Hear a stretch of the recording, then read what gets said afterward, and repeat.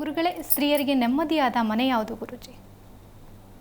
ಹರಿ ಓಂ ಶ್ರೀ ಗುರುಭ್ಯೋ ನಮಃ. ಸುಮಾರು ಜನ ಈಗ ಓಡ್ ಬಂದುಬಿಡ್ತಾರೆ. ಯಾಕೆ ಅಂದರೆ ಹೆಂಗಸರಿಗೆ ನೆಮ್ಮದಿಯಾಗಿರೋ ಮನೆ ಹಂಗಾದ್ರೆ ಗುರುಗಳಿಗೆ ಮಾತ್ರ ಗೊತ್ತಾ ಅಲ್ಲಮ್ಮ? ಹೌದು ಗುರುಜಿ. ಯಾಕೆಂದರೆ ಹೆಂಗಸರಿಗೆ ಬೇಕಾಗಿರೋದೇ ಅದು ನೆಮ್ಮದಿ ಬೇಕು.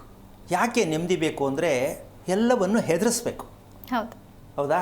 ತಾನೇ ಹೆದರ್ಕೊಂಡ್ಬಿಟ್ರೆ ಕುಟುಂಬನ ಸರಿ ಮಾಡೋಕ್ಕಾಗಲ್ಲ. ಅದಕ್ಕೋಸ್ಕರವಾಗಿ ಹೆಂಗಸರಿಗೋಸ್ಕರ ಸಪ್ರೇಟಾಗಿ ಅಂತ ಪ್ರಶ್ನೆ ಅಲ್ಲ. ಮನೆಯನ್ನು ಕಟ್ಟೋದೇನಕ್ಕೆ ಅಂದರೆ ಹೆಂಡತಿ ಮಕ್ಕಳು ಚೆನ್ನಾಗಿರಲಿ ಅಂತ. ಹೌದು. ಚೆನ್ನಾಗಿದ್ದಾರೇನಮ್ಮ? ಇಲ್ಲ ಗುರು. ಆದರೂ ಹೇಳ್ತಾ ಇದ್ದೀವಿ ಹೆಂಡತಿ ಮಕ್ಕಳಿಗೋಸ್ಕರ ಮನೆ ಕಟ್ತೆ ಅಂತ. ಹೌದು. ಚೆನ್ನಾಗಿದ್ದಾರಾ ಅಂತ ಕೇಳಿದ್ರೆ ನನಗೂ ಗೊತ್ತಾಗ್ತಾ ಇಲ್ಲ. ಮತ್ತು ಮನೆಯಾಗ ಕಟ್ತೆ ಅಂದರೆ ಏನು ಮಾಡೋದು, ಬೇಕಿತ್ತಲ್ಲ ಕಟ್ಟದೆ. ಹೌದು. ಅಂದರೆ ಅರ್ಥವಿಲ್ಲದ್ದು, ಆಧಾರವಿಲ್ಲದ್ದು, ತಿಳುವಳಿಕೆ ಇಲ್ಲದ್ದು, ಹರಿವಿಲ್ಲದ್ದು, ದೈವಶಕ್ತಿ ಇಲ್ಲದ್ದು ಮನೆಯನ್ನು ಕಟ್ಟುತ್ತಿದ್ದೇವೆ ಅಂತ ತಿಳ್ಕೊಂಡ್ರೆ ಇದ್ಯಾವುದೂ ಇಲ್ಲ ಅಲ್ಲಿ ಮನೆಯಲ್ಲಿ. 4 ಗೋಡೆ, ಒಂದು ತಾರಸಿ, ಒಂದು ಮೆಟ್ಲು ಮನೆ ಅಂತ ಎಲ್ಲ ತಿಳ್ಕೊಂಡಿದ್ರಮ್ಮ. ಆಟ ಆಡೋ ಮಕ್ಕಳು ಇವತ್ತು ಕಲ್ಲು ಇಟ್ಟಿಗೆ ಕೊಟ್ಬಿಟ್ಟು ಅವರು ಕಟ್ಬಿಡ್ತಾರೆ.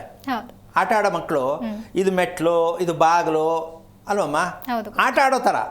ಆ ಥರ ದೊಡ್ಡವರು, ವಯಸ್ಸಾದವರು ಮನೆ ಕಟ್ಟಬೇಕು, ನಾನು ಮನೆ ಕಟ್ಟಿಸ್ಬೇಕು, ಮನೆ ಕಟ್ತೀನಿ ಅಂತ ಮಕ್ಕಳು ಆಟ ಆಡೋ ಥರ ಮನೆ ಕಟ್ತಾ ಇದ್ದಾರೆ ಅಂತ ಕಟ್ಟೋರ್ಗಿನ್ನೂ ಅರ್ಥ ಆಗಿಲ್ಲ.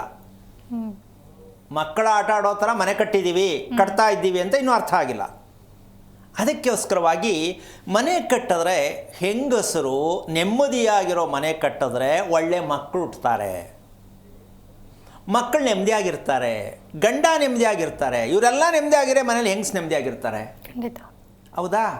ಇದಕ್ಕೆ ಹೋರಾಟ, ಚೀರಾಟ, ಹಾರಾಟ, ಕೂಗಾಟ ಏನೆಲ್ಲ ಮಾಡಬೇಕು. ಈ ರಹಸ್ಯಕ್ಕೆ ಕಾರಣಕರ್ತನಾಗಿರತಕ್ಕಂತಹ ಶ್ರೀಮನ್ನಾರಾಯಣನ ಪಾದ ಕಮಲಗಳಿಗೆ ಕೋಟಿ ಕೋಟಿ ನಮನಗಳ ಅರ್ಪಣೆಯನ್ನು ಮಾಡಿ ಒಂದು ಸಣ್ಣ ಉದಾಹರಣೆ ಕೊಡ್ತೀನಿ. ಏನು? ಹೆಣ್ಣು ಗಂಡು ಸಂಸಾರನ ಸಮತಟ್ಟಾಗಿ ನುಗ್ಕೊಂಡು ಹೋಗಬೇಕು, ಮಾಡ್ಕೊಂಡು ಹೋಗಬೇಕು, ತಳ್ಕೊಂಡು ಹೋಗಬೇಕು, ಎಳ್ಕೊಂಡು ಹೋಗಬೇಕು ಅಂತಾರೆ. ಹೌದಮ್ಮ?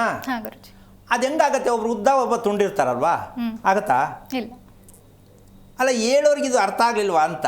ಹೆಣ್ಣು ಗಂಡು ಒಂದೇ ಸಮವಾಗಿ ಹೋಗಿ ಅಂತ ಹೇಳೋರೆ ಸರಿ.